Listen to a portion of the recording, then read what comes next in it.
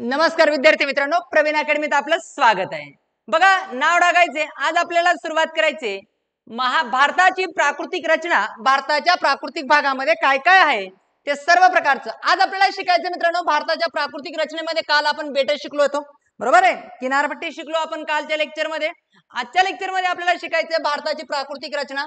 याच्यामध्ये उत्तरेकडील पर्वतीय प्रदेश शिकायचे, म्हणजे उत्तरेकडे जो भारताचा हिमालय सारखा प्रचंड महापर्वत आहे तो शिकायचा आहे, बरोबर आहे. त्याच्यानंतर सर्वात महत्वाचं पठार शिकायचे आज आपल्याला. दख्खनचं पठार शिकायचंय, गंगेचं मैदान शिकायचंय आणि त्याच्यानंतर वाळवंटी प्रदेश आपल्याला शिकायचा आहे. ही भारताच्या प्राकृतिक रचनेमध्ये तुम्हाला एवढ्या प्रकारच्या प्रदेश मोठ्या प्रमाणात काय होतील मित्रांनो, सापडतील. चला नाव टाकायचे उत्तरेकडील पर्वतीय प्रदेश. काय नाव टाकायचं मित्रांनो? उत्तरेकडील पर्वतीय प्रदेश. पहिला टॉपिक कव्हर करूया, म्हणजे भारताचा जो हिमालय आहे, हिमालयाच्या बाबतीत आज आपण डिस्कस करायचंय. तुम्हाला माहित असेल की भारताच्या उत्तरेकडील उंच भाग नेहमी हिमालयाने आच्छादित असतो. यालाच काय म्हणतात? भारताच्या उत्तरेला एक महान असा पर्वत आहे, त्याला काय नावाने ओळखलं जातं? हिमालय या नावाने ओळखलं जातं. या पर्वताचा उंच भाग नेहमी हिमालयाने आच्छादित असतो, हिमाने आच्छादित असतो, म्हणून याला काय म्हणतात? हिमालय म्हणतात, बरोबर आहे. बर्फाने आच्छादित असा असतो, बरोबर आहे. आता एक महत्वाचं म्हणजेच काय, मध्य आशियातील रांगा आणि हिमालय यांना जोडणारं पामीरचं पठार आहे. पामीरची गाठ पुन्हा पुन्हा विचारतात. पामीरचं पठार, पामीरची पठार आपल्या भारतामध्ये दोन गाठ आहेत. हे पामीरचं पठार लक्षात ठेवा मित्रांनो.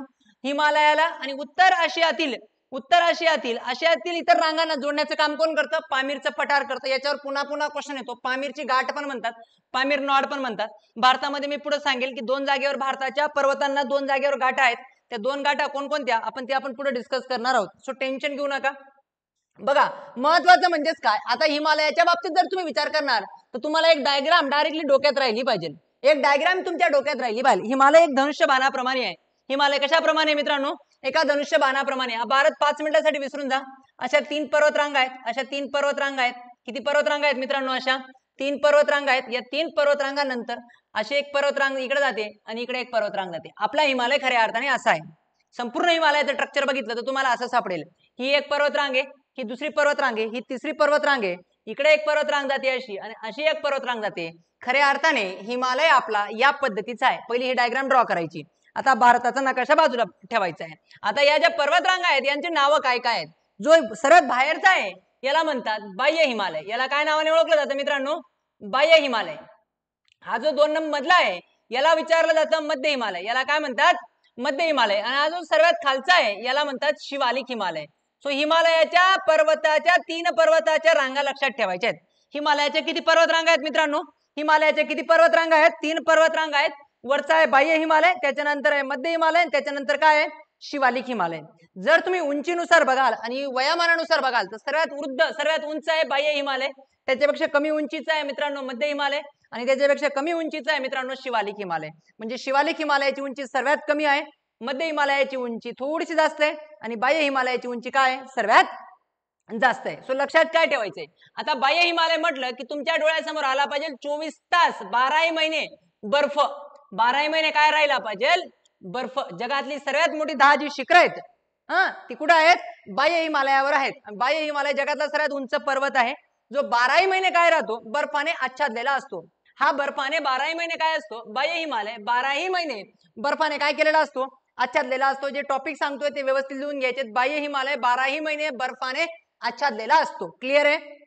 त्याच्यानंतर जो मध्य हिमालय मित्रांनो, तुम्ही ऐकलं असेल, तुम्ही असे नाव ऐकले असतील की जम्मू काश्मीर मध्ये बर्फबारी, बरोबर आहे. हिवाळ्यात बर्फ पडला आणि काश्मीरकडे जाणारा रस्ता बंद झाला, मनालीकडे जाणारा रस्ता बंद झाला, बरोबर आहे. तुम्ही हे जे ऐकतात या न्यूज कोणत्या असतात? त्या मध्य हिमालयावर असतात. म्हणजे हिवाळ्यात बर्फ पडतो आणि उन्हाळ्यामध्ये बर्फ वितळला जातो. म्हणजे 6 महिने बर्फाचं वातावरण असतं जमिनीवरती आणि 6 महिने बर्फ नसतो. हे कुठं पॉसिबल आहे? कुठं पॉसिबल आहे मित्रांनो? मध्य हिमालयावर पॉसिबल आहे. कुठं पॉसिबल आहे मित्रांनो? मध्य हिमालयावर पॉसिबल आहे. मध्य हिमालयावर 12ही महिने बर्फ नसतो. मध्य हिमालयावर केव्हा बर्फ असतो? फक्त हिवाळ्यात बर्फ असतो. मध्य हिमालयावर कुठं बर्फ असतो? हिवाळ्यामध्ये बर्फ असतो, उन्हाळ्यात बर्फ नसतो. क्लिअर आहे मित्रांनो? तुम्ही ऐकलं असेल की जम्मू काश्मीर मध्ये मोठ्या प्रमाणात बर्फबारी झालेली आहे. वैष्णोदेवीला जाणारा रस्ता बंद झाला. मग वैष्णोदेवीला जाणारा रस्ता बंद झाला याचा अर्थ काय? की तो जो एरिया आहे तो मध्य हिमालयावर आहे, म्हणजे हिवाळ्यात बर्फ होतो आणि उन्हाळ्यात काय होत नाही? बर्फ पडत नाही. तिसरा जो हिमालयाचा जो प्रकार आहे मित्रांनो, एक एक गोष्ट सांगतोय ती लक्षात ठेवा. शिवालिक हिमालय कधीच बर्फबारी होत नाही. कडाक्याची थंडी असते. तुम्ही श्रीनगरमध्ये जाऊन बघा, श्रीनगरमध्ये बर्फ नाहीये. श्रीनगरच्या वरती हिमालयावर बघाल तर तुम्हाला काय सापडेल? बर्फ सापडेल. म्हणजे शिवालिक हिमालयावरती बर्फ प्रदेश नाहीये. जे काही मोठ्या प्रमाणात थंड हवेचे ठिकाण आहेत, कुल्लू मनाली सारखे असतील, देहरादून सारखे असतील, बरोबर आहे, हे सर्व श्रीनगर सारखे असतील, हे सर्व कुठे आहे मित्रांनो? शिवालिक हिमालयावर आहे. सो लक्षात ठेवणं सोपं आहे. बाह्य हिमालयावर 12 महिने बर्फ असतो, मध्य हिमालयावर 6 महिने बर्फ, 6 महिने वितळलेला असतो, शिवालिक हिमालयावर बर्फ नसतो. क्लिअर आहे? एक एक टॉपिक सांगतोय, एक एक टॉपिक लिहून घ्यायचा आहे. एक एक टॉपिक सांगतोय, एक एक टॉपिक लिहून घ्यायचा आहे. आता दुसरा महत्वाचा मुद्दा म्हणजे ही जी वरची पर्वतरांग गेली आहे मित्रांनो, ही जी वरची पर्वतरांग गेलेली आहे हिला म्हणतात हिंदकुश पर्वत. हिला काय नाव आहे? हिंदकुश पर्वत. ही जी वरची एक पर्वतरांग गेलेली आहे हिला काय म्हणतात? हिंदकुश पर्वत. मी तुम्हाला एक बाणासारखा हिमालयाचा नकाशा काढून दिलाय. तो हिमालयाचा नकाशा तुमच्या नोटबुक वरती तसा तसा काय करायचा आहे? काढून घ्यायचा आहे. हिमालयाचा नकाशा तुमच्या नोटबुकवर काय करायचा आहे मित्रांनो? काढून घ्यायचा आहे. जो वरचा भाग आहे त्याला काय म्हणतात? हिंदकुश पर्वत, जो अफगाणिस्तान आणि पाकिस्तानची सीमा दाखवतो. आज लक्षात ठेवा, अफगाणिस्तान आणि पाकिस्तानची काय दाखवतो? सीमा दाखवतो. बरोबर आहे? अफगाणिस्तान आणि पाकिस्तानची काय दाखवतो? सीमा दाखवतो. कोणता? हिंदकुश पर्वत. लक्षात ठेवायचं मित्रांनो, हिंदकुश पर्वत काय दाखवतो? अफगाणिस्तान आणि पाकिस्तानची काय दाखवतो? सीमा दाखवतो. क्लिअर आहे मित्रांनो इथपर्यंत? काही डाऊट नाही इथपर्यंत? बघा, हिंदकुश पर्वत लिहिला असेल, आणि हा जो इकडची जी लाईन लिहिली आहे मित्रांनो, मी इकडची जी लाईन काढलेली आहे या लाईनीला म्हणतात मित्रांनो आराकान योमा. कालच या लाईनी बद्दल आपण एकदा डिस्कस केलं होतं.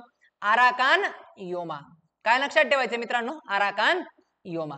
ही जी पर्वतरांग आहे आराकान योमा पर्वतरांग आहे. सो तुम्हाला मी 5 नावं सांगितलेत मित्रांनो, 5 नावं सांगितलेत. किती नावं सांगितलेत मित्रांनो? हिमालयाची 5 नावं सांगितलेत. बाह्य हिमालय, मध्य हिमालय, शिवालिक हिमालय. हिमालयाच्या या 3 पर्वतरांगा डिस्कस केल्या मित्रांनो. बाह्य हिमालय, मध्य हिमालय, शिवालिक हिमालय. आणि शिवालिक हिमालयानंतर एक आपण पर्वतरांग डिस्कस केली मित्रांनो, हिंदकुश पर्वत. कुठली पर्वतरांग डिस्कस केली? हिंदकुश पर्वत. आणि एक पर्वत कोणती रांग डिस्कस केली? आराकान योमा पर्वतरांग आपण डिस्कस केली. आता हा जो हिमालय मित्रांनो, या प्रत्येकाचं थोडं थोडं वैशिष्ट्य आपण लिहिलं. आता हा जो हिमालय मित्रांनो आपल्याला भारताच्या नकाशामध्ये काय करायचा आहे? भरायचा आहे. हा हिमालय भारताच्या नकाशामध्ये काय करायचा आहे मित्रांनो? भरायचा आहे. तर हा हिमालय आपण भारताच्या नकाशामध्ये फिलअप करण्याचा काय करणार आहोत? प्रयत्न करणार आहोत. ही भारत माता तुम्हाला भारताचा नकाशा दिसत असेल. मग इथं 3 पर्वतरांग आहेत मित्रांनो. इथं काय आहेत? 3 पर्वतरांग आहेत. मी हे थोडंसं सर्व व्यवस्थित लिहून रप करतो. आता इथं 3 पर्वतरांग आहेत मित्रांनो. ही जी सर्वात बाहेरची असेल ती कोणती असेल मित्रांनो? बाह्य हिमालय. त्याच्यानंतर जी मधली असेल ती असेल मित्रांनो मध्य हिमालय.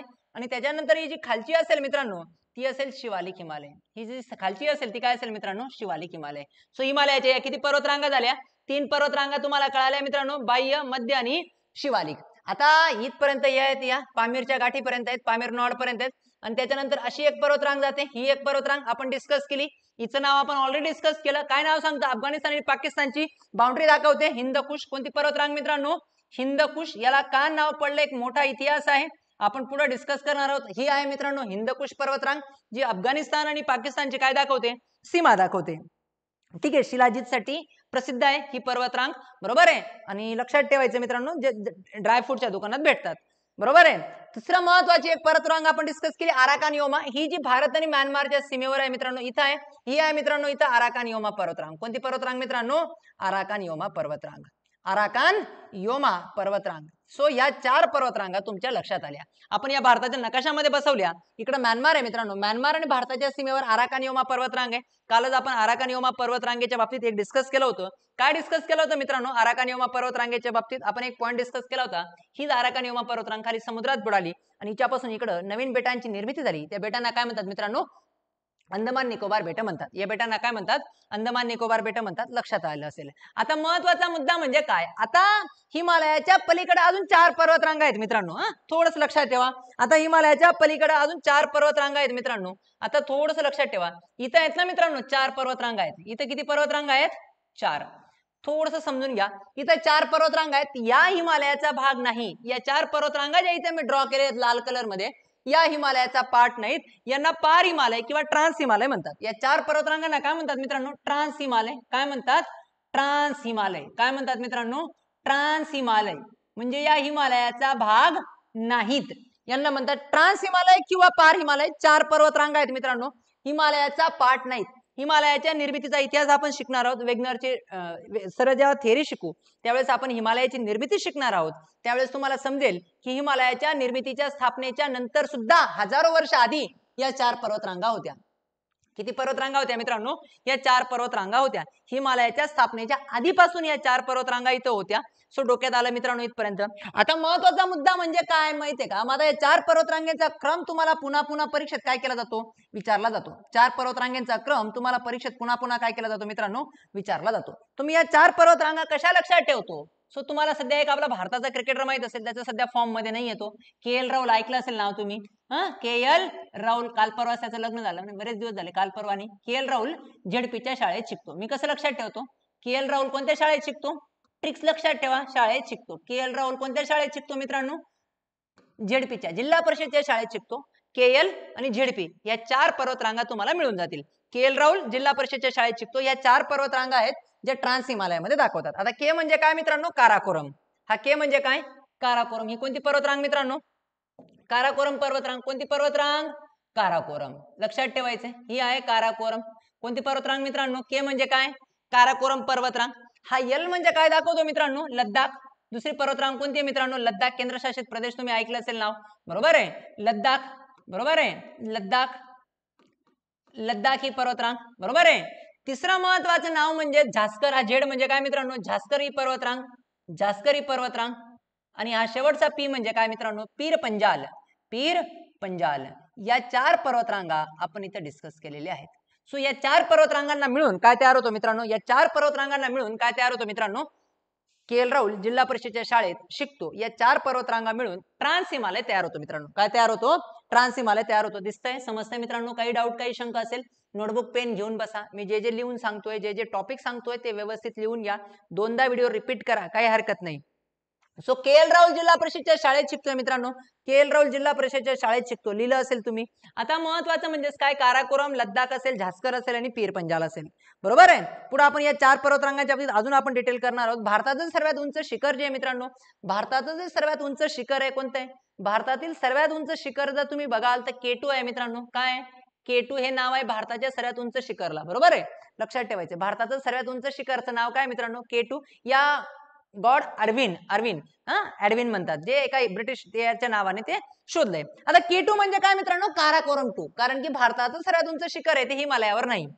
भारताचं सर्वात उंच शिखर कशावर नाही मित्रांनो, हिमालयावर नाही. तर हिमालयाच्या पलीकडे जाऊन ट्रान्स हिमालयावर आहे. ट्रान्स हिमालयावर आहे आणि ते पण कोणत्या पर्वतरांगेवर आहे मित्रांनो, काराकोरम पर्वतरांगेवर आहे. म्हणून त्याला काराकोरम 2 यानी के2 असं पण म्हणतात.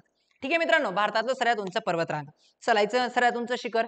आता या पर्वतरांगेच्या बाबतीत आता आपण हे थोडंसं बाजूला करूया. आता 4 पर्वतरांगा आपण ऑलरेडी डिस्कस केलेल्या आहेत. मी हे थोडंसं लिहून काढतो, बाजूला करतो. आता आपण काय केलं, 3 पर्वतरांगा शिकलोय. आपण 3 पर्वतरांगा शिकलोय मित्रांनो. कोणकोणत्या 3 पर्वतरांगा शिकलोत, तुम्हाला सर्वांना आठवत असेल. आपण 3 पर्वतरांगा शिकलो. इथं एक पर्वतरांग जाते मित्रांनो, थोडंसं जाड करतो, तुमच्या लक्षात राहील मित्रांनो. इथं आपण एक पर्वतरांग जाते, इथं एक पर्वतरांग जाते मित्रांनो, ही आहे बाह्य हिमालय. त्याच्यानंतर एक पर्वतरांग जाते मित्रांनो मध्य हिमालय, आणि एक शेवटची पर्वतरांग जाते शिवालिक हिमालय. ह्या काय मित्रांनो, शिवालिक हिमालय. इथं जाते मित्रांनो हिंदकुश. बरोबर आहे, इथं जाते अराकान योमा. बरोबर आहे. आता हिंदकुश, अराकान योमा. आता महत्वाची पुढची नावं. आता मित्रांनो इथं गॅप आहे. इथं काय मित्रांनो, जिथं हिंदकुश जाते ना मित्रांनो, हिंदकुश जिथं जाते ना, पार होते ना हिंदकुश, हिंदकुश जिथं पार होते तिथं गॅप आहे मित्रांनो. आणि या गॅपलाच म्हणतात नंगा पर्वत. गॅपला काय म्हणतात मित्रांनो, नंगा पर्वत. लक्षात ठेवायचे, नाव थोडं विचित्र आहे पण लक्षात ठेवायचे. गॅपला काय म्हणतात मित्रांनो, नंगा पर्वत. नंगा पर्वत पासूनच काराकोरम हिंदकुश निघते. नंगा पर्वतापासूनच काय निघते मित्रांनो, हिंदकुश निघते. लक्षात ठेवायचे. त्याच्यानंतर आपण इकडे एक पर्वतरांग डिस्कस केली मित्रांनो, कोणती, अराकान योमा. ही पर्वतरांग आपण ऑलरेडी डिस्कस करत आहोत, अराकान योमा. ही अराकान योमा पर्वतरांग निघण्याच्या आधी पण एक गॅप आहे मित्रांनो, आणि या गॅपलाच अराकान योमा इथं जी पर्वतरांग निघते इथं आहे नामच्या बारवा पर्वत. कोणता मित्रांनो, नामच्या बरवा. नामच्या बरवा पर्वतरांग निघते. इथं कोणती पर्वतरांग निघते मित्रांनो, नामच्या बरवा पर्वतरांग निघते. सो लक्षात ठेवायची, ही 2 टोक आहेत हिमालयाची. हिमालयाची ही 2 टोक आहेत. सर्वात उत्तरेकडचं टोक जे आहे हिमालयाचं ते नामच्या बरवा नंगा पर्वतापासून सुरुवात होते. सर्वात उत्तरेकडचं टोक आहे हिमालयाचं ते कुठून तयार होतं मित्रांनो, नंगा पर्वतापासून तयार होतं. तर सर्वात जे खालचं टोक आहे मित्रांनो ते आहे नामच्या बरवा पर्वतापर्यंत चालतं. कोणत्या पर्वतापर्यंत चालतं, नामच्या बरवा पर्वतापर्यंत चालतं. आता तुम्हाला हे 2 नावं सांगण्याचा उद्देश काय, नंगा पर्वत आणि नामच्या बरवा पर्वत, ही 2 नावं सांगण्याचा उद्देश काय ते आपण पुढे डिस्कस करणार आहोत. बघा मित्रांनो काय महत्वाचं आहे, आता तुम्हाला माहित असेल की इथं आपल्या महाराष्ट्र, आपल्या तिब्बतचं पठार आहे. इथं तुम्हाला माहित असेल इथं तिब्बतचं पठार आहे. बरोबर आहे. थोडंसं प्रॉपर ड्रॉ करतो, तुमच्या लक्षात राहील. ओके ठीक आहे, काय हरकत नाही, प्रॉपर ड्रॉ करतो, तुमच्या लक्षात राहील. तर काय होतं माहितीये का मित्रांनो, थांबा लक्ष द्या, मला कलर घेऊ द्या फक्त. हा, तर इथं एक नदी निघते मित्रांनो, इथून 2 नद्या निघतात. ऍक्च्युली इथून 3 नद्या निघतात मित्रांनो. तिब्बतच्या पठारावरून 3 नद्या निघतात. तिब्बतच्या पठारावरून किती नद्या निघतात मित्रांनो? 3 महत्वाच्या नद्या निघतात. एक चायनामध्ये जाते, एक चायनामध्ये जाते मित्रांनो. तिब्बतच्या पठारावरून एक नदी जाते चायनामध्ये. जगातली तिसरी सर्वात मोठी नदी आहे, जिला चायनाची गंगा पण म्हणतात, तांदळाचं कोठार पण म्हणतात. आणि भारताची लोकसंख्या जशी गंगेच्या काठावर एकवटलेली आहे, गंगेच्या काठावर सर्वात जास्त आहे, तशाच पद्धतीने चायनाची लोकसंख्या दक्षिण चीनच्या दक्षिण भागामध्ये सर्वात जास्त एकवटलेली आहे. ती आहे यांगस्ते नदी मित्रांनो. कोणती नदी मित्रांनो? इथं कोणती नदी आहे?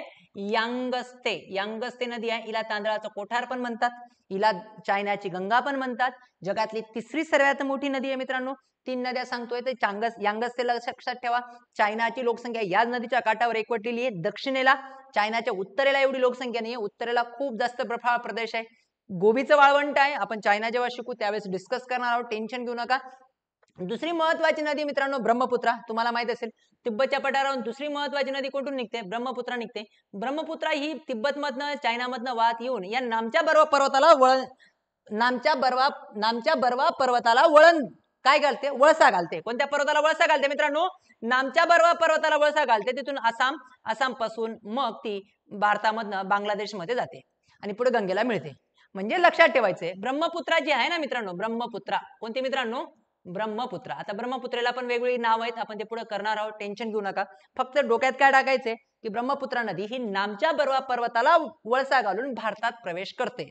नामच्या बर्वा पर्वताला प्रवेश करून भारतात काय घालते? वळसा घालते, भारतात प्रवेश करते. आता मागच्या 2-3 वर्षापूर्वी तुम्हाला एक क्वेश्चन लक्षात ठेवा की ब्रह्मपुत्रेचं पाणी हे मडी माहिती ना, गडूळ म्हणतो आपल्या भाषेत, आपल्या गावरान भाषेमध्ये त्याला गडूळ म्हणतो. चिखलयुक्त पाणी येत होतं ब्रह्मपुत्रेचं पाणी. आता हे ब्रह्मपुत्रेचं पाणी जेव्हा चिखलयुक्त येत होतं तर आपण चायनाला कॉल केला आणि विचारलं, काय रे भाऊ काय कांड करताय? कारण की त्यांचा भरोसा नाही चायनावाल्यांचा. नाही म्हणे आम्ही काही कांड करत नाही आहोत. मग नंतरून कळालं की चायना ब्रह्मपुत्रेचं पाणी वळवण्याचा प्रयत्न करते आणि चायना मोठे मोठे कॅनल या ब्रह्मपुत्रा नदीवरती बांधून, पाटबंधारे बांधून हे ब्रह्मपुत्रेचं पाणी हे गोबीच्या वाळवंटामध्ये घेऊन जाते. गोबी नाही, गोबीच्या वाळवंटामध्ये घेऊन जाते. शीत वाळवंट आहे, शीत म्हणजे बर्फाळ प्रदेशाचं वाळवंट आहे. चायना जेव्हा शिकू त्यावेळेस डिस्कस करू. तो लक्षात ठेवायचंय. सांगायचा उद्देश समजते मित्रांनो, ब्रह्मपुत्रा नदी नामच्या बर्वा पर्वताला वळसा घालून भारतात काय करते?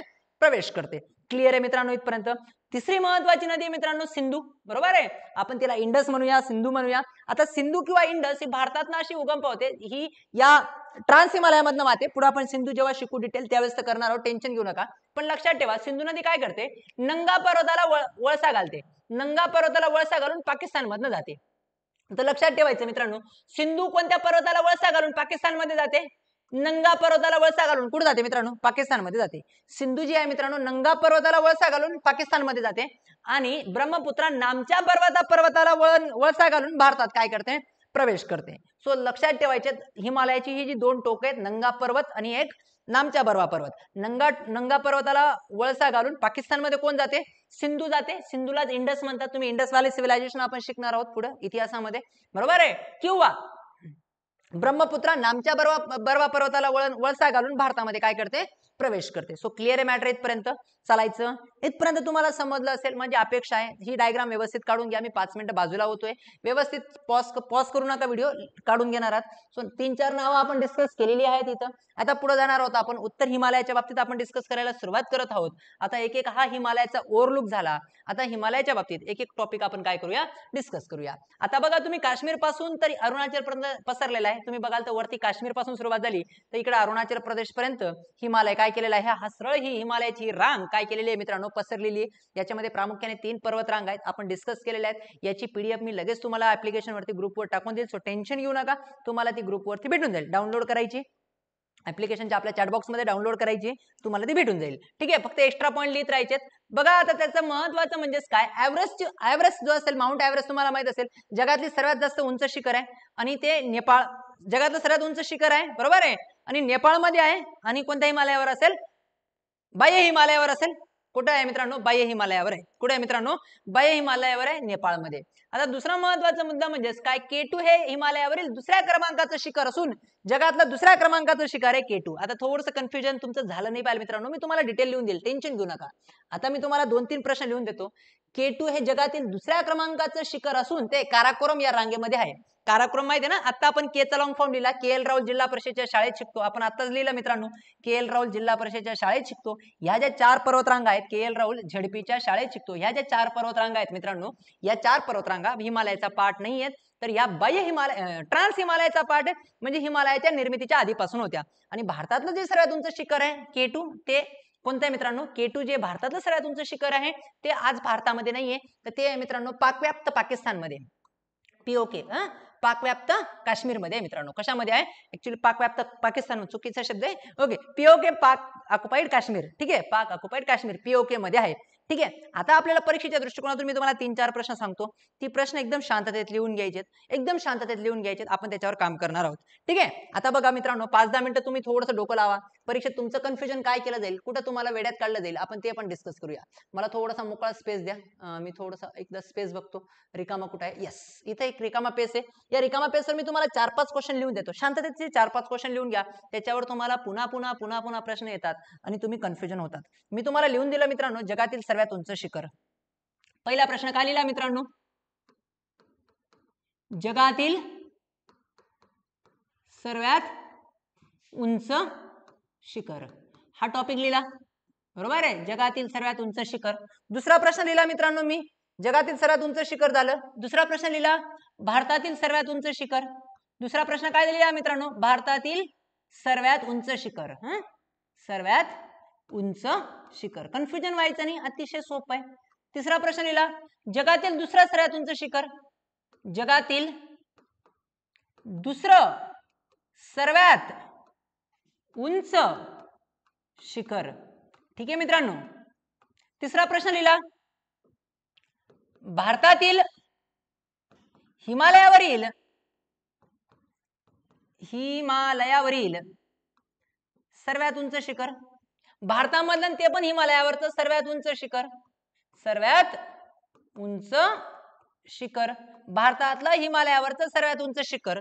तुम्हाला विचारलं मित्रांनो, भारतातील, चौथा प्रश्न विचारला, पुढचा प्रश्न विचारला मित्रांनो, भारतातील हिमालय क्षेत्र सोडून, हिमालय क्षेत्र सोडून सर्वात उंच शिखर. खूप इम्पॉर्टंट डाटा सांगतोय मित्रांनो.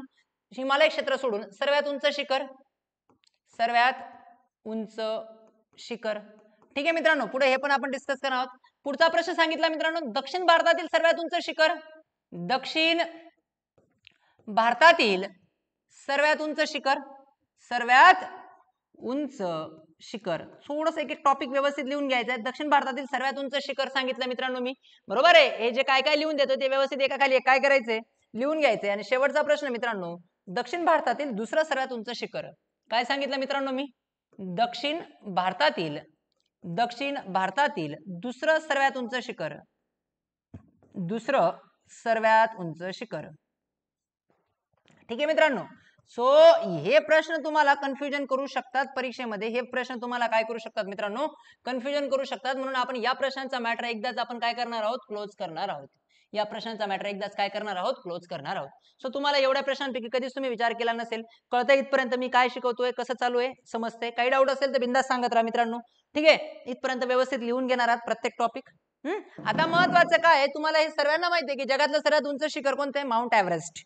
बरोबर आहे, जगातलं सर्वात उंच शिखर कोणतं आहे मित्रांनो? Mount Everest. हे सर्वांना माहिती आहे. माउंट एव्हरेस्ट हे सर्वांना माहिती आहे, नेपाळमध्ये आहे. एव्हरेस्ट का तिखा लाल, बरोबर आहे, मिरची. एव्हरेस्ट, माउंट एव्हरेस्ट, बरोबर आहे, हे सर्वांना माहिती आहे. भारतातील सर्वात उंच शिखर जर तुम्ही बघाल तर आहे ते आहे मित्रांनो K2 आहे. भारतातील सर्वात उंच शिखर कोणतं आहे मित्रांनो? K2 आहे. पण ते भारतामध्ये नाहीये. कशामध्ये आहे मित्रांनो? POK मध्ये आहे, पाकिस्तान ऑक्युपाइड काश्मीर मध्ये आहे. पण तो आपलाच भारताचा भाग आहे, म्हणून अभिमानाने सांगू भारतातील सर्वात उंच शिखर K2 आहे. NCERT पुस्तकं बघाल तर हे याचं नाव येत नाही. हे POK मध्ये आहे. कुठे आहे मित्रांनो? POK मध्ये आहे. आणि कोणत्या पर्वतरांगेवर आहे मित्रांनो? हिमालयावर नाही आहे. हिमालयावर नाही आहे तर कोणत्या पर्वतरांगेवर आहे? काराकोरम. कोणत्या पर्वतरांगेवर आहे मित्रांनो? काराकोरम. ठीक आहे, कोणत्या पर्वतरांगेवर आहे? काराकोरम. मी आधी सांगितलंय की काराकोरम ही हिमालयाचा भाग नाही. काराकोरम कशाचा भाग नाही मित्रांनो? हिमालयाचा भाग नाही. तिसरं म्हणजे जगातील दुसरं सर्वात उंच शिखर पण कोणतं मित्रांनो? K2 आहे. पीओके मध्ये, पाक ऑक्युपाईड काश्मीरमध्ये, काराकोरम पर्वतरांगेवर. भारतातील हिमालयावरचं सर्वात उंच शिखर, कारण की K2 जे आहे ते हिमालयावर नाहीये मित्रांनो, म्हणून भारतातील नाव महत्वाचं आहे. भारतातील पण पाहिजे, हिमालयावरचं पण पाहिजे आणि सर्वात उंच शिखर पाहिजे. तर ते आहे मित्रांनो कांचनजंगा. लक्षात ठेवायचं मित्रांनो, कांचन गंगा नाही, जंगा, कांचनजंगा. भारतातील हिमालयावरचं सर्वात उंच शिखर जर तुम्हाला मिळालं तर ते आहे मित्रांनो कांचनजंगा. कोणतं मित्रांनो? कांचनजंगा. एनसीईआरटीची जी पुस्तकं बघाल आणि एनसीईआरटीच्या पुस्तकात जर तुम्ही बघाल वाचाल की भारतातलं सर्वात उंच शिखर कोणतं, तर ते तुम्हाला हे सापडेल मित्रांनो कांचनजंगा. काय सापडेल मित्रांनो? कांचनजंगा. समजतंय मित्रांनो काय करतोय? पुढचं महत्वाचं काय मित्रांनो, भारतातील हिमालय क्षेत्र सोडून तर सर्वात उंच शिखर दक्षिण भारतामध्ये आहे मित्रांनो, आपल्या पश्चिम घाटावर आहे, अन्नमुडी. कोणतं मित्रांनो? अन्नामुडी. बरोबर आहे. कोणतं मित्रांनो? अन्नामुडी केरळमध्ये आहे, मुडई. बरोबर आहे. अन्नामुडी जे शिखर आहे मित्रांनो ते दक्षिण भारतातलं दुसरं सर्वात मोठं क्षेत्र आहे, सर्वात उंच शिखर आहे आणि हिमालयचा रिजन सोडला तर भारतातलं सर्वात उंच शिखर आहे. पहिला क्वेश्चन मध्ये कन्फ्युजन होऊ नका मित्रांनो, भारतातील आणि ते पण हिमालय क्षेत्र सोडून दुसरा सर्वात उंच शिखर कोणतं मित्रांनो? अन्नामुडी आहे. कोणतं आहे? अन्नामुडी आहे. केरळमध्ये, केरळ तामिळनाडूच्या सीमेवर आहे अन्नामुडी, आपल्या पश्चिम घाटावर आहे. आणि काल मी तुम्हाला शिकवलं पश्चिम घाटाला महाराष्ट्रामध्ये सह्याद्री असं म्हणतात. बरोबर आहे. पुढचं महत्वाचं आहे, दक्षिण भारतातलं दुसरं सर्वात उंच शिखर जे आहे मित्रांनो ते आहे दोडाबेट्टा निलगिरी पर्वतावर. दक्षिण भारतातलं दुसरं सर्वात मोठं, दक्षिण भारतातलं सर्वात उंच शिखर जर विचारलं हेच आहे अन्नामुडी. दक्षिण भारतातलं पण सर्वात उंच शिखर कोणतं आहे मित्रांनो? अन्नामुडी. हेच आहे. बरोबर आहे. याचं उत्तर पण हेच येणार आहे. दक्षिण भारतातलं दुसरं सर्वात उंच शिखर आहे मित्रांनो अन्नामुडी. दुसरा शेवटचा महत्वाचा प्रश्न जिथे तुम्हाला कन्फ्युजन केलं जातं, हा यस बुद्धिमत्ताचे सर्व टॉपिक घ्या सर. यस रवींद्र सर, काही टेन्शन घेऊ नका. यस रवींद्र सर, तुम्हाला कमेंट करतोय की मॅथ रिझनिंगचे पण प्रत्येक टॉपिक कव्हर करणार आहोत. मी तुम्हाला कमेंट करतो, काही टेन्शन घेऊ नका. पुढचा महत्वाचा मुद्दा म्हणजेच काय, दक्षिण भारतातील दुसरा सर्वात उंच शिखर जे आहे ते मित्रांनो दोडाबेट्टा. काय मित्रांनो? दोडाबेट्टा. लक्षात ठेवायचे दोडाबेट्टा निलगिरी पर्वतावर आहे मित्रांनो. कोणत्या पर्वतावर आहे? निलगिरी पर्वतावर. निलगिरी पर्वतावर पुन्हा पुन्हा क्वेश्चन विचारले जातात. निलगिरी पर्वतावर पुन्हा पुन्हा काय विचारले जातात मित्रांनो? क्वेश्चन विचारले जातात. ठीक आहे मित्रांनो. सो हा डाटा तुमच्या डोक्यात एकदा डायरेक्टली फिट राहायला पाहिजे, मॅप सहित फिट राहायला पाहिजे. याच्यामध्ये कुठेही कन्फ्युजन झालं नाही पाहिजे की भारतातलं सर्वात उंच शिखर कोणतं, जगातलं सर्वात उंच शिखर कोणतं, जगातलं दुसरं सर्वात उंच शिखर कोणतं, भारतातील हिमालयावरचं सर्वात उंच शिखर कोणतं, हिमालय क्षेत्र सोडून सर्वात उंच शिखर कोणतं, भारतातील दक्षिण भारतातलं सर्वात उंच शिखर कोणतं, दक्षिण भारतातलं दुसरं सर्वात उंच शिखर कोणतं, याच्यामध्ये तुमचं कन्फ्युजन राहायला नाही पाहिजे. ओके.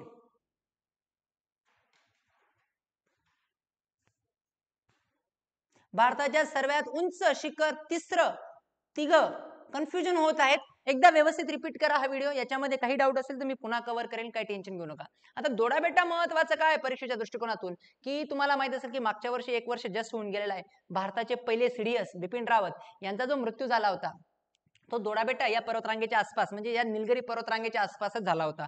कर्नाटकमध्ये आहे ही पर्वतरांग. बरोबर आहे. निलगिरी पर्वतरांग कर्नाटकमध्ये आहे आणि दोडाबेट्टा हे महत्वाचं आहे. आणि निलगिरी पर्वतरांग जिथं म्हणाल तुम्हाला हत्तींचं वसतिस्थान सापडेल. हा निलगिरी शब्द आला की तुमच्या डोळ्यासमोर काय आलं पाहिजे? हत्तींचा आदिवास आला पाहिजे मित्रांनो. कशाचा आदिवास आला पाहिजे? कर्नाटकमध्ये हत्तींचा आदिवास आला पाहिजे. दोडाबेट्टा म्हटलं तर किंवा निलगिरी म्हटलं तर, निलगिरी म्हटलं की तुमच्या डोळ्यासमोर अजून एक महत्वाचं उत्पादन आलं पाहिजे. तुमच्या डोळ्यासमोर काय आलं पाहिजे मित्रांनो?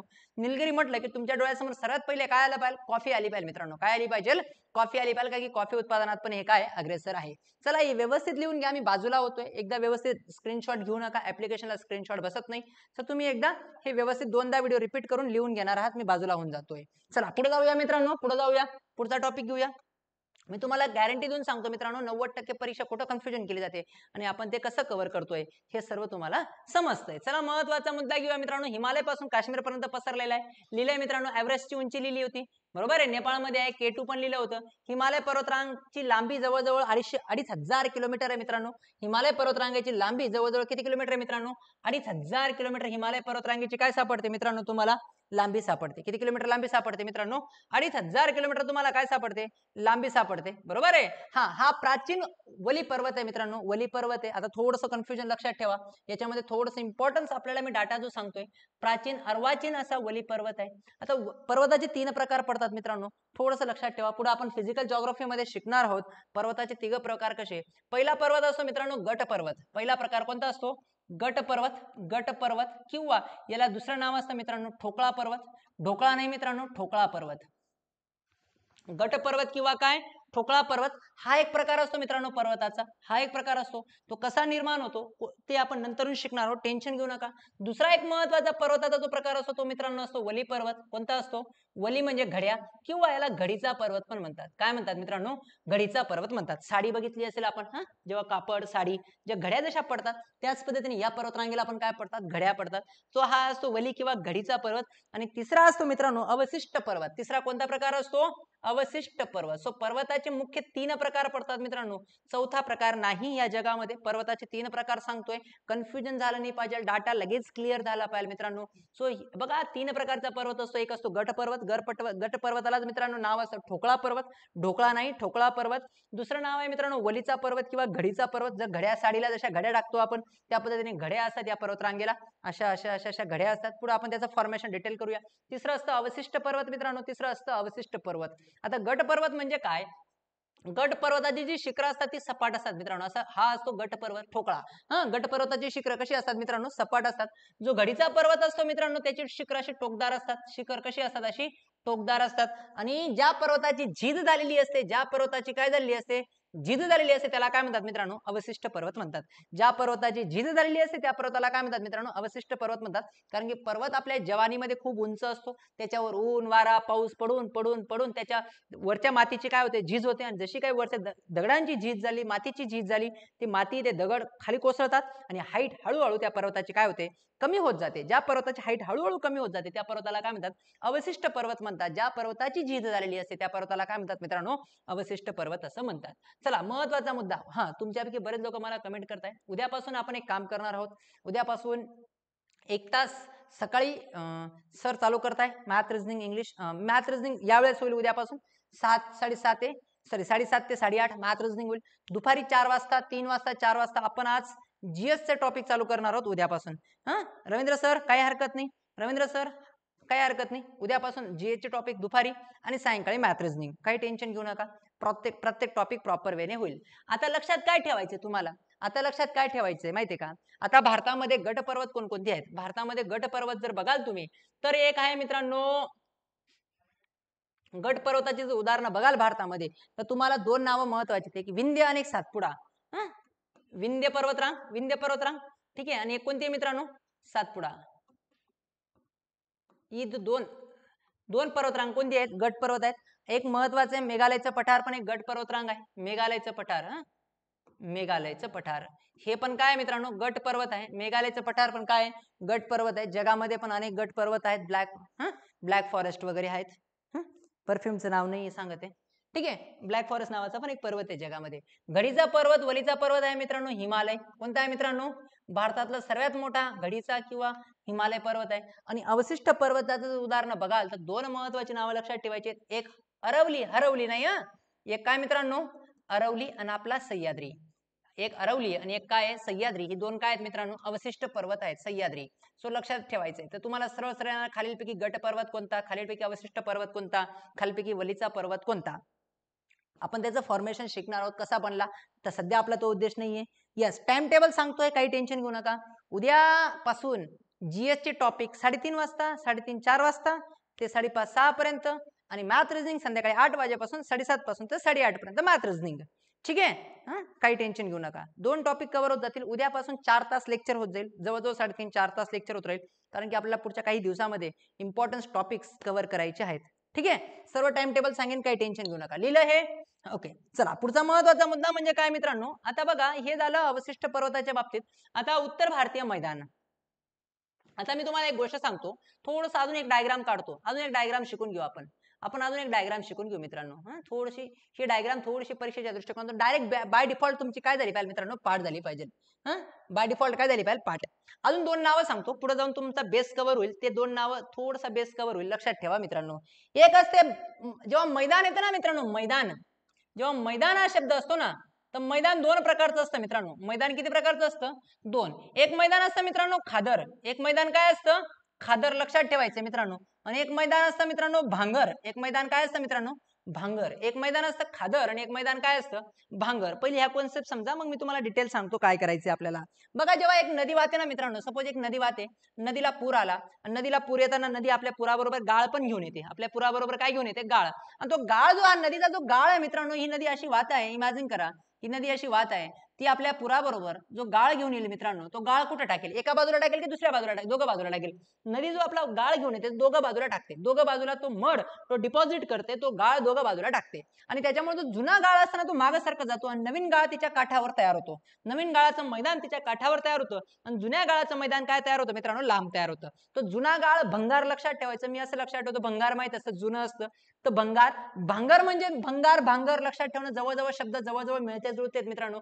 भंगार भांगर जवळजवळ शब्द काय मिळते जुळते. मग भांगर म्हणजे काय मित्रांनो जुन्या गाळाचं मैदान. भांगर म्हणजे काय जुन्या गाळाचं मैदान. सो जुन्या गाळाच्या मैदानाला काय म्हणतात मित्रांनो भांगर म्हणतात. लक्षात ठेवायचंय जुन्या गाळाच्या मैदानाला काय म्हणतात मित्रांनो भांगर म्हणतात. आणि नवीन गाळाचं जे मैदान असतं त्याला म्हणतात खादर म्हणतात मित्रांनो. नवीन गाळाच्या मैदानाला काय म्हणतात खादर. नवीन गाळाचं मैदान, गाळाचं मैदान याला काय म्हणतात मित्रांनो खादर. सो लक्षात ठेवायचे जुन्या गाळाच्या मैदानाला भांगर म्हणतात, नवीन गाळाच्या मैदानाला खादर म्हणतात. लक्षात ठेवणं सोपं आहे मित्रांनो. भंगार जुनं असतं, भांगर जुनं असतं, काही टेन्शन घेऊ नका. इथपर्यंत कळतंय भांगर खादर काय असतं हे कळालं इथपर्यंत. चला पुढे जायचं मित्रांनो. अजून एक महत्वाचा मुद्दा पण काय असतो पुढे, द्वाब नावाचा एक प्रदेश असतो मित्रांनो. द्वाब दोन नदींच्या मधला जो प्रदेश असतो ना मित्रांनो त्याला म्हणतात द्वाब. मधल्या दोन नदींच्या मधला जो प्रदेश असतो ना मित्रांनो त्याला काय म्हणतात दुआब म्हणतात. त्याला काय म्हणतात मित्रांनो दुआब असं म्हणतात. क्लिअर आहे मॅटर इथपर्यंत. आता काय करूया आपण उत्तर हिमालयावरनं म्हणजे हिमालयाच्या टोकापासून आपल्याला कन्याकुमारी पर्यंत जायचंय. हिमालयाच्या टोकापासून आपल्याला कुठपर्यंत जायचंय मित्रांनो कन्याकुमारी पर्यंत जायचंय. तर कोणकोणतं फॉर्मेशन ऑफ लँड लागेल, जमिनीच्या कोणकोणत्या प्रकारचं भौगोलिक वैशिष्ट्य लागेल ते आपण असं कव्हर करूया. आता उत्तर हिमालयापासून सुरुवात करूया मित्रांनो. असं हिमालयावरनं वरती चढत आलो आपण, असं भारताच्या खाली उतरलो. खाली उतरल्यानंतर असं मैदानात आलो. मैदानात आल्यानंतर असं थोडंसं वरती गेलो आणि परत एक सरळ स्ट्रेट लाईन लागली आणि एक असं लागलं. असा भारत आपला तयार होईल. आता बघा मित्रांनो सर्वात पहिले ना ट्रान्स हिमालय लागेल. पहिले कोणता हिमालय लागेल मित्रांनो इथं ट्रान्स हिमालय. कोणता हिमालय लागेल ट्रान्स हिमालय. आता ट्रान्स हिमालय म्हणजे काय 4 पर्वतरांगा. ट्रान्स हिमालयाच्या किती पर्वतरांगा मित्रांनो 4 पर्वतरांगा. ट्रान्स हिमालयाच्या किती पर्वतरांगा 4 पर्वतरांगा. कोणकोणत्या ट्रान्स हिमालयाच्या 4 पर्वतरांगा बरं कोण सांगतं मला. 4 पर्वतरांगा तुम्ही क्रमाने लिहू शकतात. के.एल. राहुल झेडपीच्या शाळेत शिकतो. आता शिकवलं आपण 4 पर्वतरांगा लागतील. पहिले कोणती लागेल सर्वात वरची पर्वतरांग कोणती लागेल मित्रांनो काराकोरम, 2 नंबर लद्दाख, 3 नंबर जास्कर आणि 4 नंबर काय लागेल मित्रांनो पीर पंजाल. अशा 4 पर्वतरांगा लागतील. वरून हिमालयापासून खाली चढत उतरत आहोत आपण मित्रांनो. हिमालयापासून खाली उतरत आहोत. तर 4 पर्वतरांगा लागतील. त्याच्यानंतर एक सर्वात महत्वाचा प्रदेश लागेल मित्रांनो बाह्य हिमालय. काय लागेल मित्रांनो बाह्य हिमालय. काय लागेल बाह्य हिमालय. काय लागेल मित्रांनो त्याच्या खाली येणार बाह्य हिमालय. त्याच्या खाली लागेल मित्रांनो मध्य हिमालय. त्याच्या खाली काय लागेल मित्रांनो मध्य हिमालय. समजतंय मित्रांनो मी काय करतोय. मध्य हिमालय लागेल, मध्य हिमालय लागेल. त्याच्यानंतर जो लागेल मित्रांनो तो आहे असेल शिवालिक हिमालय. तो कोण लागेल मित्रांनो शिवालिक हिमालय. मी तिघांची चौघांची नावं लिहून देतो, व्यवस्थित लिहून घ्यायचे. शिवालिक हिमालय. सो आपण हिमालयापासून दक्षिणेपर्यंत कन्याकुमारी पर्यंत जात आहोत. तर काय काय फॉर्मेशन लागेल ही डायग्राम तुमची डायरेक्टली बाय डिफॉल्ट पाठ पाहिजे. माझी पाठ आहे तुमची पाठ पाहिजे मित्रांनो. मी इथे चार्ट पण बनवून पाठवला असता पण जे मॅप बनवण्यामध्ये जो इंटरेस्ट असतो मित्रांनो तो डायरेक्टली चार्ट मध्ये बनवण्यात काही महत्वाचं नाहीये. सो त्याच्यामुळे लक्षात ठेवायचे ट्रान्स हिमालय. ट्रान्स हिमालयाच्या 4 पर्वतरांगांचा उतरता क्रम. ट्रिक्स काय सांगितली होती के.एल. राहुल जिल्हा परिषदच्या शाळेत शिकतो. त्याच्यानंतर बाह्य हिमालय लागेल, त्याच्यानंतर मध्य हिमालय लागेल मित्रांनो, त्याच्यानंतर शिवालिक हिमालय लागेल. कोणता लागेल मित्रांनो शिवालिक हिमालय लागेल. आता शिवालिक हिमालयाच्या पायथ्याशी शिवालिक हिमालयावरनं जे दगड नद्या वाहून येतात त्यांच्या पायथ्यामुळे ते दगड गोटे जे वाहून येतात त्या पायथ्याशी एक दगडांचं काय तयार झालेलं आहे मैदान तयार झालंय मित्रांनो. दगडांचं काय तयार झालेलं आहे मैदान तयार झालेले आहे आणि एक नापीक असा प्रदेश तयार झालेला आहे. दगडांचं मैदान तयार झालेलं आहे त्याला म्हणतात मित्रांनो तराईचा प्रदेश. त्याला काय म्हणतात मित्रांनो तराईचा प्रदेश. ठीक आहे. इतिहासाचा तराई नाही आहे मित्रांनो, मराठीचा जॉग्राफीचा तराई आहे. ठीक आहे. तराईचा प्रदेश लक्षात ठेवायचा मित्रांनो. अशी नापीक जमीन जी हिमालयाच्या पायथ्याशी दगडांचं जे मैदान आहे त्या मैदानालाच म्हणतात मित्रांनो तराईचा प्रदेश. त्या मैदानाला काय म्हणतात मित्रांनो तराईचा प्रदेश. लक्षात ठेवायचे त्या मैदानाला काय म्हणतात मित्रांनो तराईचा प्रदेश. आता तराईचा प्रदेश महत्वाचा काय की हा तराईचा प्रदेश या वर्षी परीक्षेच्या दृष्टिकोनातून इम्पॉर्टन्स आहे. भारत आणि नेपाळची सीमा कुठल्या प्रदेशामध्ये दाखवली जाते तराईच्या प्रदेशामध्ये दाखवली जाते. सो लक्षात ठेवायचं मित्रांनो, मी जे जे शब्द सांगतोय खूप इम्पॉर्टन्स आहेत. भारत आणि नेपाळची सीमा कोणता प्रदेश दाखवतो मित्रांनो? तराईची सीमा दाखवतो. तराईचा प्रदेश हा सीमा दाखवतो. इतिहासातला तराई नाही मित्रांनो, भारतातला जॉग्राफी मधला तराई. कारण की इतिहासामध्ये पण एक तराईचा एरिया आहे ना, तराई, वॉर ऑफ तराई. ठीक आहे, तो आपण करूया, नंतरून करूया. हा, महत्वाचा तराईचा प्रदेश झाला मित्रांनो. त्याच्यानंतर एक गंगा नदी वाहील, तुम्हाला माहित असेल, एक गंगा नदी वाहणार आहे. एक काय वाहणार आहे मित्रांनो? गंगा वाहणार आहे, बरोबर आहे. आणि एक तिची उपनदी म्हणजे यमुना वाहणार आहे मित्रांनो. काय वाहणार आहे? यमुना. दोन नद्या वाहणार आहेत, गंगा आणि यमुना वाहणार आहेत. पण गंगा आणि यमुना वाहण्याच्या आधी सर्वात महत्वाचं, गंगा आपला गाळ, आपल्या नदीचा गाळ इथं टाकेल, म्हणजे जुना गाळाचं मैदान तयार होईल. त्याला म्हणणार मित्रांनो, जुन्या गाळाच्या मैदानाला काय म्हणणार? भांगर. तराईच्या प्रदेशाच्या पुढचा एरिया काय लागेल मित्रांनो?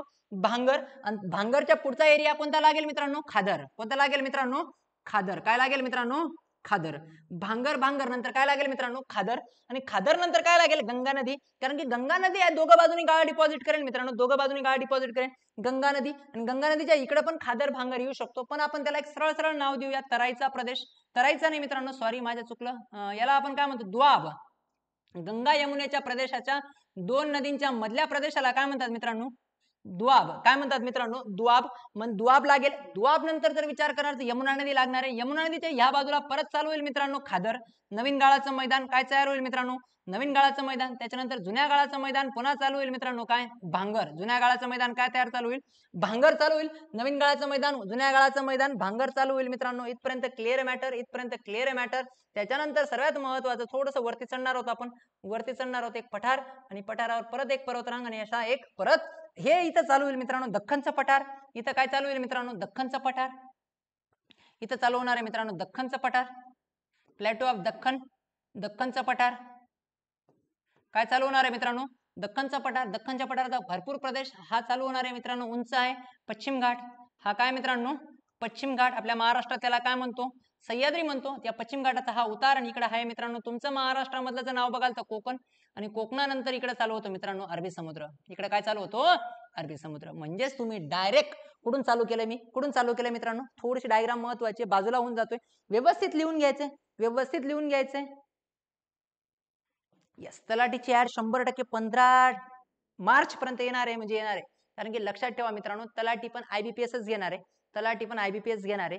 आणि तलाठी जेव्हा IBPS घेत असेल मित्रांनो, तर आता टेटचे पेपर चालू आहेत, ते शिक्षक अभियोगिताचे पेपर चालू आहेत. सो त्याच्यामुळे तलाठीचं ना आपण जे शिकणार आहोत तलाठीचं, मी 90% IBPSच्या पॅटर्नने शिकवेन. तलाठी कोणत्या पॅटर्नने शिकवेल मित्रांनो? IBPSच्या पॅटर्नने शिकवेन. सो टेन्शन घेऊ नका, 100% तलाठीची ऍड येईल. IBPSच्या पॅटर्नने आपण तलाठी कव्हर करणार आहोत. 15 मार्चला ऍड येणार आहे, म्हणजे येणार आहे. आणि मी तुम्हाला जे शिकवेन IBPSच्या पॅटर्नने, ते सिटिंग इन सर्कल, तीच सिटिंग इन लाईन, तेच क्वाड्रॅटिक इक्वेशन, तेच इनइक्वालिटी. सो तेवढेच टॉपिक केले तर तुमचा रिझनिंग, मॅथ, रिझनिंग 99.99% कव्हर होईल मित्रांनो. हा माझा शब्द आहे. सो हे व्यवस्थित लिहून घेणार आहात, हे व्यवस्थित लिहून घेणार आहात मित्रांनो. मी बाजूला होऊन जातोय. हा भारताचा एक एरिया आहे मित्रांनो. आपण जम्मू काश्मीर पासून तर डायरेक्टली कन्याकुमारी पर्यंत किंवा आपल्या महाराष्ट्रापर्यंत येत असताना कोणकोणता प्रदेश लागतो, कोणकोणता प्रदेश लागतो, हे मी डायग्राम सहित काढलेलं आहे. तुम्ही व्यवस्थित काढून घ्यायचंय मित्रांनो. तुम्ही काय करायचंय? व्यवस्थित काढून घ्यायचंय. काढून झालं असेल अशी अपेक्षा आहे मित्रांनो माझी. मी एकदा क्विक रिव्हिजन करतो. कसं काढलंय? सर्वात पहिले आहे मित्रांनो ट्रान्स हिमालय. ट्रान्स हिमालयामध्ये 4 पर्वतरांगा येतात मित्रांनो. ट्रान्स हिमालयामध्ये 4 पर्वतरांगा येतात. KL राहुल जिल्हा परिषदेच्या शाळेत शिकतो. काराकोरम, लद्दाख, झास्कर आणि पीर पंजाल मित्रांनो. त्याच्यानंतर असतो बाह्य हिमालय. बाह्य हिमालय नंतर असतो मित्रांनो मध्य हिमालय. मध्य हिमालयानंतर असतो शिवालिक हिमालय. बरोबर आहे, ते शिकलो. शिवालिक हिमालयाच्या पायथ्याशी जे दगडांचं मैदान झालेलं आहे त्याला म्हणतात तराईचा प्रदेश. तराईचा प्रदेश हा नापीक जमीन आहे मित्रांनो. जमीन तिथं जास्त सुपीक नाही आहे, कारण की दगडांचा प्रदेश आहे. त्या दगडांच्या खालून नदींच्या अनेक फाटे फुटतात, म्हणून त्याला नापीक जमीन असं म्हणतो. आणि तराईचा प्रदेश ही भारत, बांगला, नेपाळ काय दाखवते? भारत नेपाळ काय दाखवते मित्रांनो? सीमा दाखवते. त्याच्यानंतर भांगर चालू होतं. भंगार जुनं असतं, जुन्या गाळाचं मैदान. खादर चालू होतं, नवीन गाळाचं मैदान. त्याच्यानंतर गंगा नदी येते मित्रांनो. गंगा आणि यमुनेच्या मधला जो प्रदेश आहे त्याला दुआब म्हणूया आपण, दुआब म्हणतात. त्याच्यानंतर यमुना नदी येते. यमुना नदीनंतर पुन्हा खादर येतं. पुन्हा काय येतं मित्रांनो? भांगर येतं. भांगर नंतर पुन्हा दख्खनचं पठार चालू होतं मित्रांनो. आणि दख्खनच्या पठारावरून हिमालय, हिमालयावरनं जर तुम्ही बघाल तर त्याच्या पश्चिम घाट जर पार केला तर तुम्हाला कोकण किंवा पश्चिम किनारपट्टी लागेल. आणि पश्चिम किनारपट्टी पार केल्यानंतर अरबी समुद्र लागेल. काय लागेल मित्रांनो? अरबी समुद्र लागेल. सो उद्यापासून आपण रोज 4 तासाचं शेड्यूल बनवत आहोत, प्रॉपर शेड्यूल बनवत आहोत. मॅथ रिझनिंगचे लेक्चर सेपरेट चालू करत आहोत आणि GS चे लेक्चर सेपरेट चालू करत आहोत. बाकीचे फॅकल्टी जोडले जात आहेत. So keep study. काही डाऊट काही शंका असेल तर बिंदास मला सांगा. तुमचा प्रत्येक शंका प्रत्येक डाऊट माझ्यासाठी इम्पॉर्टन्स असेल. So thank you for watching this video. Thank you for Praveen academy.